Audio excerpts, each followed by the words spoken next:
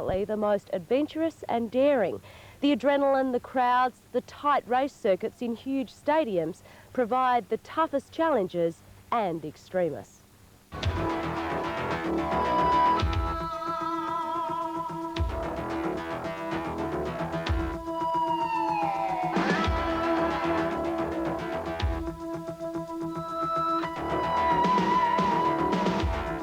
With a career that spans virtually his entire life, at age 20, Damon Bradshaw is on top of his game.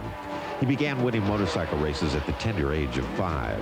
But like most professional sports, reaching the top of the Supercross world wasn't easy. I consider myself an extremist because of what I do, and it takes a lot of time to become and to reach, the point I'm at in this sport. It's something that you just can't say, hey, I'm going to do this, I'm going to do it tomorrow, and I'm going to be as good as this guy in a year or so. It's something that I've been working at for 16 or 17 years, and it's took a lot of time out of my life, but it's what I enjoy doing. In those 17 years, Bradshaw has had his share of painful memories. This crash in San Diego in 1990 crushed his leg and ended his hopes for the overall title. But there have also been some great memories. On this cool summer night in the Los Angeles Coliseum, Damon, along with French sensation and then world champion Jean-Michel Bayle, staged one of the most exciting down-to-the-wire finishes in Supercross history. It got down to the last lap, and he made a pass on me, and I thought to myself, I said, I can't lose this race in this last lap or with a half a lap to go. I said, so I got to come up with something. And I said it was a matter of coming up with it in a couple seconds. And we went up the peristyle and landed side by side, and it was one of these things where who's going to shut off? And I'd already made my mind up I wasn't. I said, if we both go down, I said, third place guy is far enough behind us, we can both get up, and we can figure out who's going to win after that. So I just went up to the top of the peristyle with, with ambition of passing him. And, I was able to pass him and made an aggressive pass. And then a couple turns later, we're coming up on that section where he was going, a little bit faster through there than me. And I said, I got to do something here. I said, or he's going to make the pass again.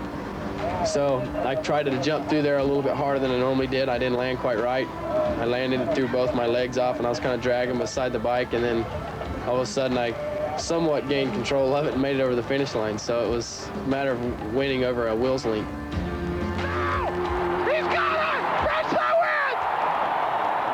It's not like a complete team that you're out there with. You're out there for yourself. You can't depend on somebody else to do the job for you. If you mess up, it's, yourself. As the gate drops, Damon, number 4, doesn't get the start he expected, exiting the first turn in 5th place. With his work cut out for him, Damon is forced to use restraint and self-control so as not to try and overpower the limits of traction and risk a crash. At the same time, he cannot allow the leaders to get away. The entire Kawasaki team leads and has a golden opportunity to use team tactics in trying to contain Bradshaw. But he is smooth and fast, and like a great white shark, one by one, he slashes his way to 2nd place, well within striking distance of the leader.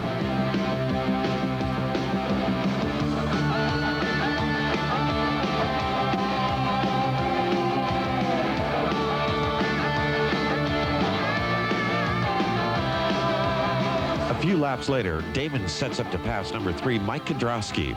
With the skill of a surgeon, Damon blows by Kudrowski and begins to set a blistering pace that no one can match.